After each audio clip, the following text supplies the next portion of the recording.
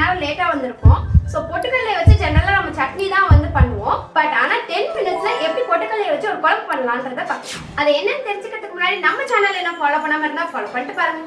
பேன்ல first கொஞ்சமா எண்ணெய் ஊத்திக்கலாம். கொஞ்சமா கடுகு கருவேப்பிலை போட்டு தாளிச்சுக்கலாம். இப்போ நம்ம கட் பண்ணி வச்சிருக்க 2 தக்காளி வெங்காயத்தை அதுல போட்டுடலாம். இது வதங்கிறதுக்கு கொஞ்சமா உப்பு ஆட் பண்ணிக்கலாம். இது வதங்கிறதுக்குள்ள ஒரு கப் அளவுக்கு பொட்டுக்கடலையை மிக்சியில போட்டு நம்ம பவுடர் பண்ணிடுவோம். இதை நல்லா ஃபைன் பவுடரா நம்ம வந்து அரைச்சிட்டு இதை ஒரு பவுலுக்கு மாத்திக்கிட்டு இதுல நிறைய தண்ணி ஊற்றி நல்லா ஒரு தண்ணியா கரைச்சிக்கோங்க.